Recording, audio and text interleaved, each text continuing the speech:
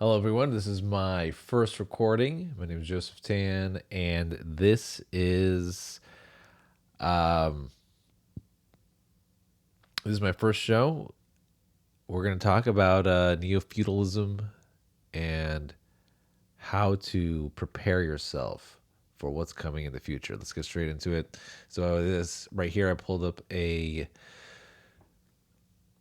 article from Wikipedia basically saying neo feudalism is a theorized contemporary rebirth of policies of governance, economy, and public life reminiscent of those which were present in many feudal societies. So basically, what's happening is that there's a bifurcation between the ultra wealthy and then those that are not part of that higher earning class. Essentially, it's the destruction of the middle class. So we can see that with things like Lyft and Uber and all these other like DoorDash, Uber Eats, all these apps. It sets up the premise of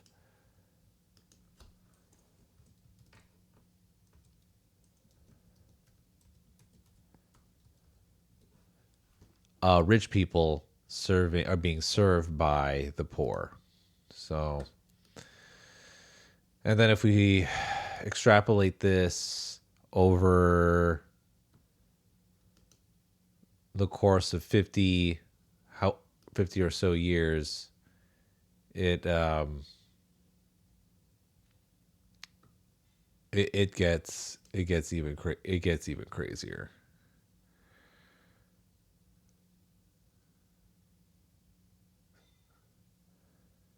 So let's look at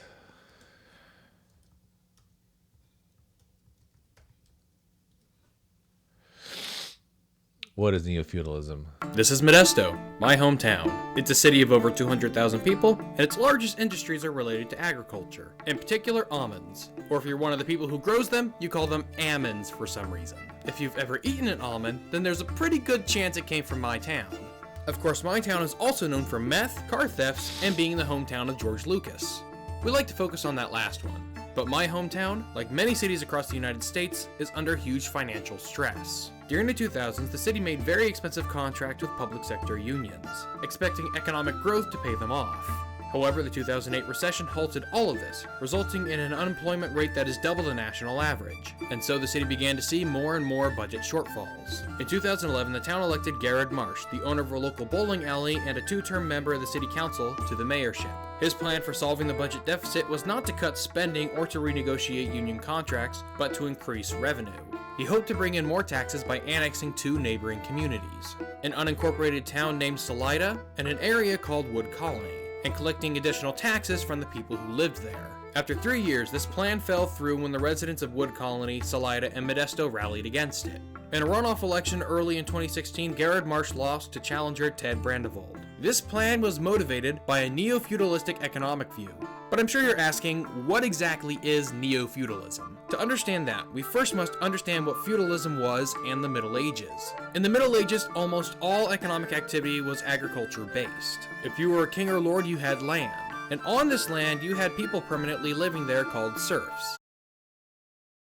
Okay, so what's currently happening, and you may have noticed this with the COVID-19 epidemic, there were people that were very, very seduced by this idea of creating a homestead, leaving cities. Um, you hear about the mass exodus of cities and how people are now moving to rural areas. They're purchasing land, and essentially people have had it. They do not want to be left. They don't want to be left behind. They want take care of themselves. They are extremely, extremely red pilled by how the government handled the entire COVID 19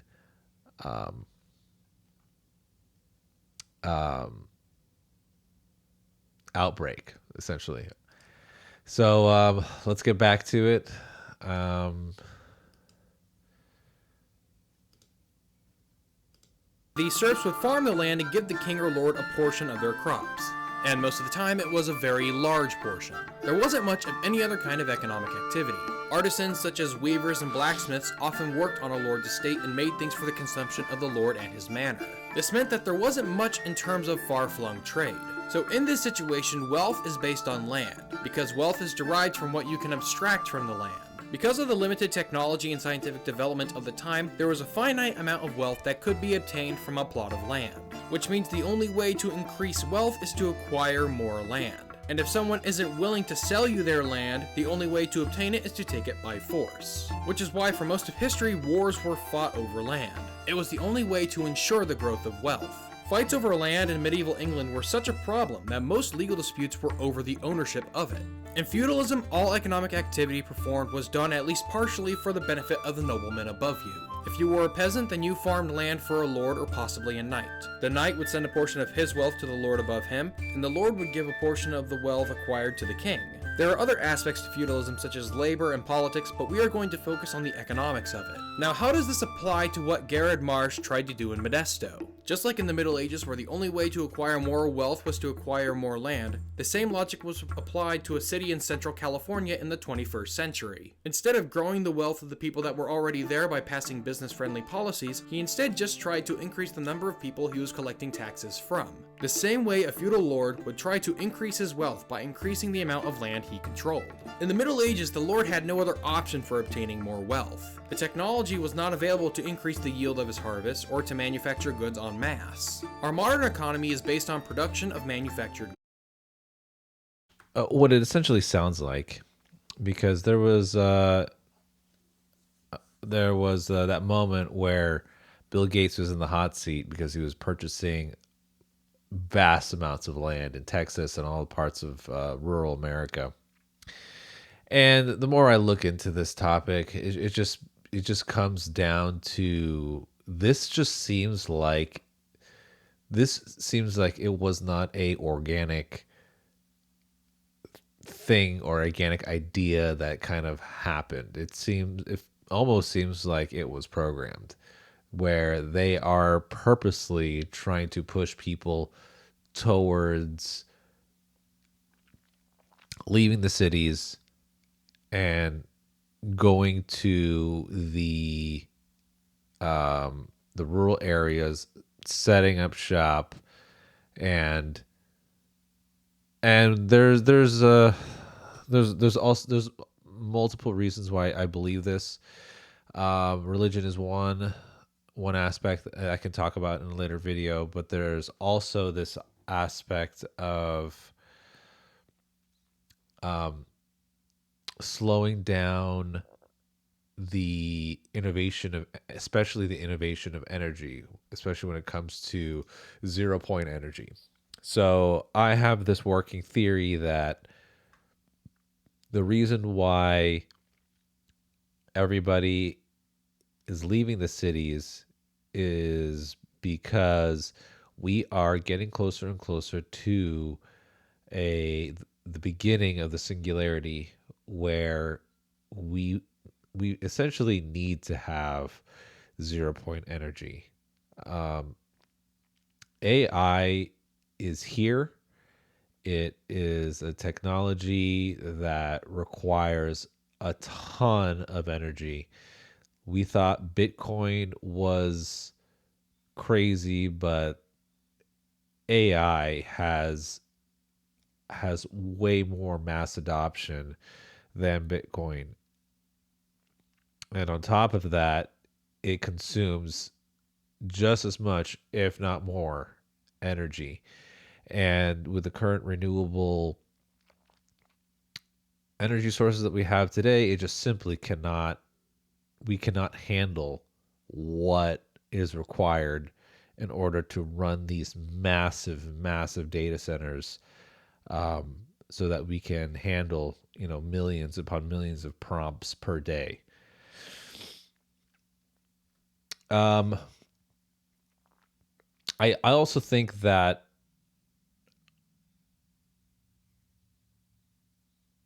when you group people together in a city, there is innovation. There's this thing where you're able to there's the pool of contacts of all the smartest minds, all the smartest engineers, all the smartest philosophers. They all like they are able to come together. And you'll learn this, if you read any books by Napoleon Hill or any entrepreneurial book that's about, leveraging tools outside of yourself. Is this idea of a mastermind, and the idea of how two or more minds create another mind, which can essentially it is beyond what an individual mind is able to handle. And when you drive people away from the cities, this is essentially, you're basically canceling this out, where this is not able to happen anymore. People are not able to meet. People are not able to get together and come up with ideas, be innovative. Just there's just something to being like, okay, I'm gonna wake up, today, and I'm just gonna walk a block down to, my homeboy's house, and we're gonna work on our latest project, um our latest ZPE, zero point energy project, and we're just gonna plug away at it. And I could fall asleep here, or I could walk a block away, or I could take a taxi, or it's just there's certain conveniences of a city, the way it's built, that just drives innovation.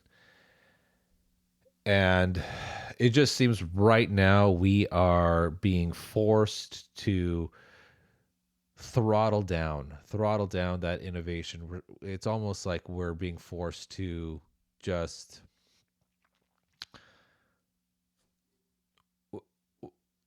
go back.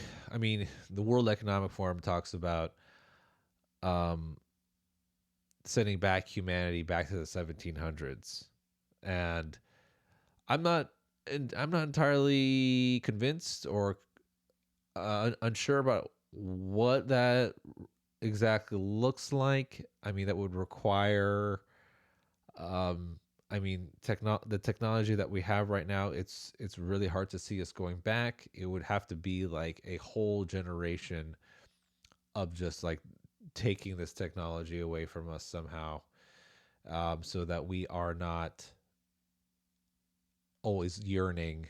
You know, Smartphones are absolutely insanely addicting. I've given up drinking and smoking, but I have not given up coffee and smartphones. So it's an extremely very powerful technology that has forced itself into our culture. And I am I'm yet to see how that will all pan out. So now back to neo feudalism. Why is this important? Well, okay. So my position is we need to innovate. Innovation is important.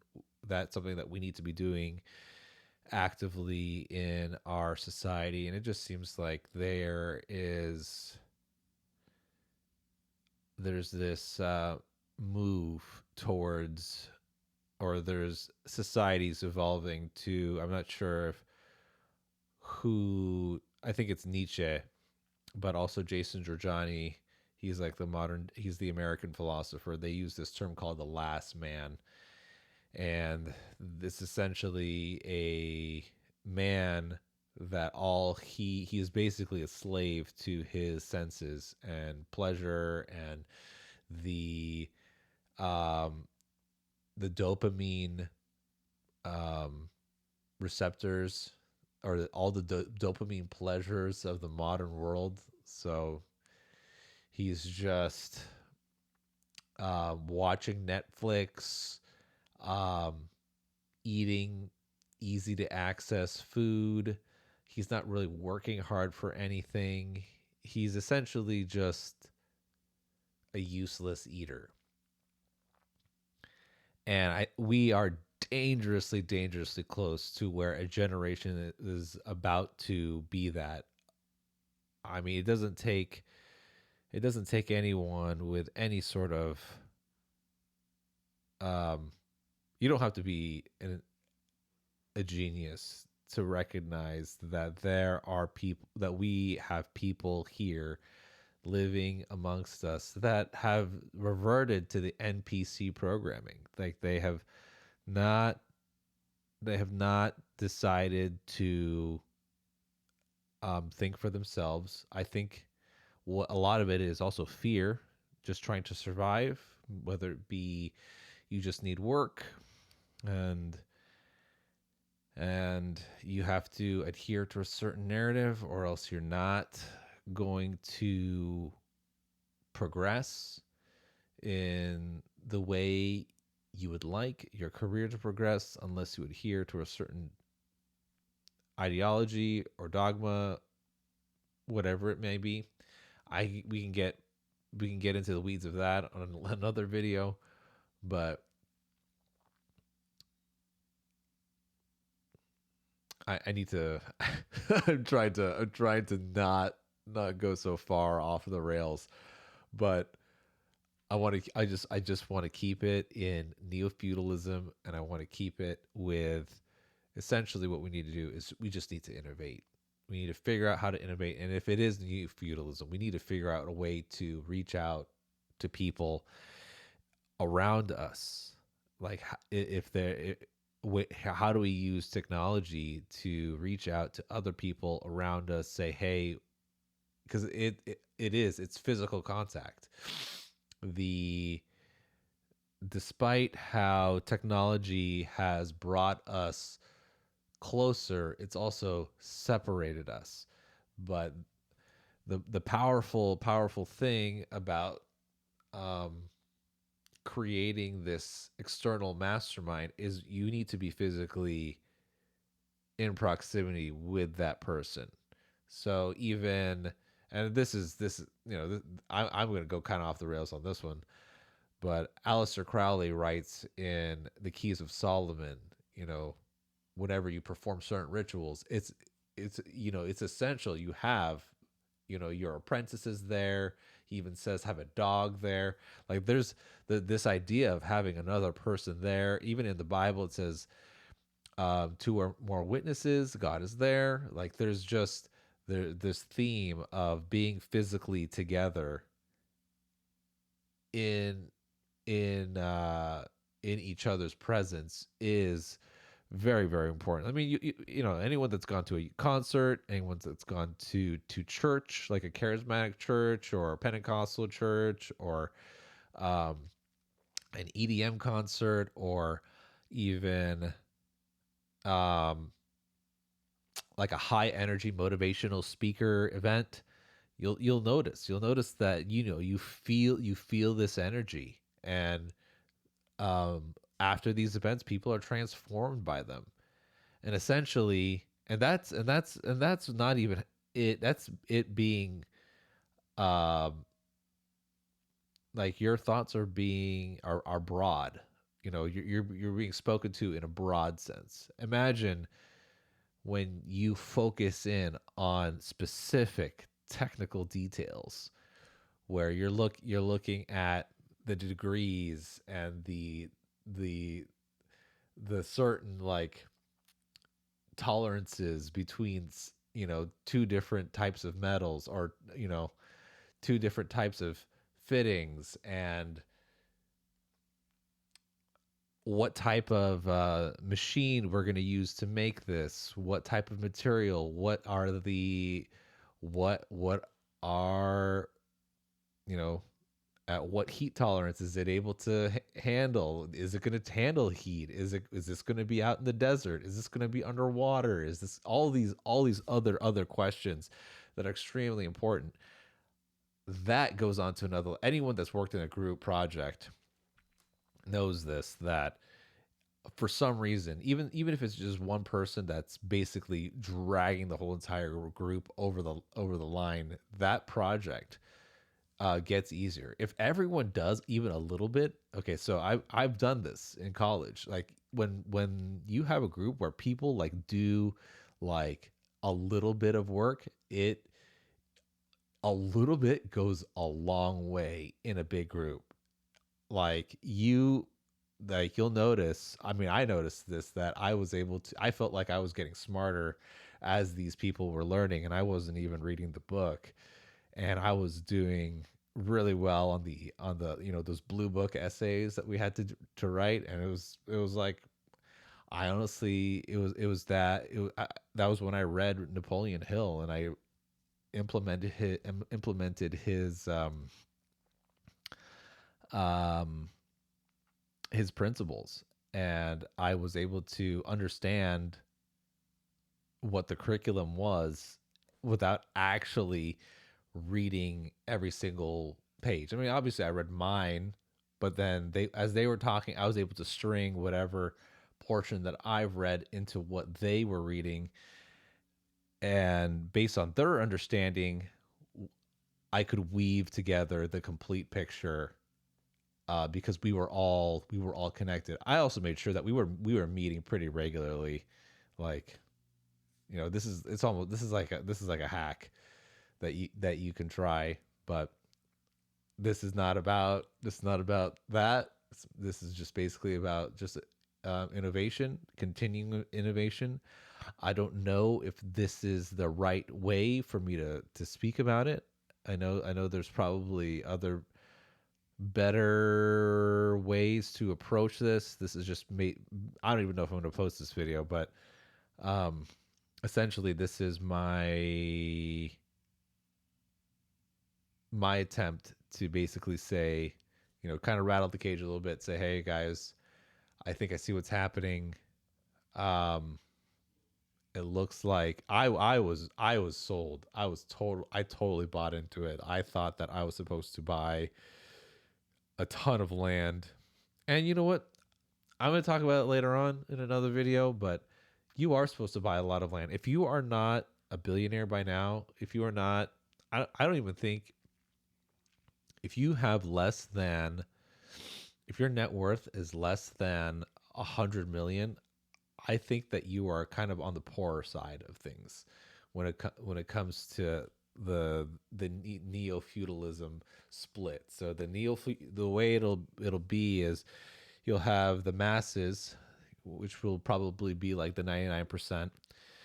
They'll be the equivalent of the peasants, and they'll be doing agriculture. They'll be taking care of livestock, if they have livestock. Um, you'll be growing your own crops. You'll be teaching your children the wisdom that you have. I think it's also important to also not just accumulate like resources, but also accumulate like books, like philosophy, religious books, even spiritual, even occult books. I think you should be psychology books, all the classics, all the classic literature, all like the British classic literature, French, Russian, um, Japanese, even Chinese, whatever your heritage is, accumulate that type of literature, build a library. Because essentially that is the real wealth right there. And And we need to hold on. Basically, we need to be able to hold on to this knowledge as long as possible, because there's no there's no really telling how long this will last, how long this neo feudalism will last. I mean, we've gotten close to we are very close to 0 point energy, and I believe we do. This energy is accessible now, and I believe there are prototypes now, through all the or through one of the, if not all, military contractors: Lockheed Martin, Northrop Grumman, Boeing, all that. Even I believe even the top energy companies, they have purchased these patents and have basically black shelved. Dr. Stephen Greer has talked about this, that they will essentially buy an idea that is millions of dollars. They'll pay up, they'll pay up to $20 million on an idea just to get it off the market. I mean, they're making billions and billions of dollars a year. What's $20 million? It's like, $20. It's like nothing to them. So, but for a regular person, that's life changing money. It's like it's when you haven't seen that kind of money before, that kind of money, it just changes your life. So what are you going to do? You're going to take it, and then the people that don't take it, they end up getting you know squirted with a water pistol. So um I guess we'll leave it at there. We're at 27 minutes right now. Thank you for taking the time to watch this video. If you like what you see, comment, like, and subscribe to this channel, and turn on the notifications. And I will see you all next time.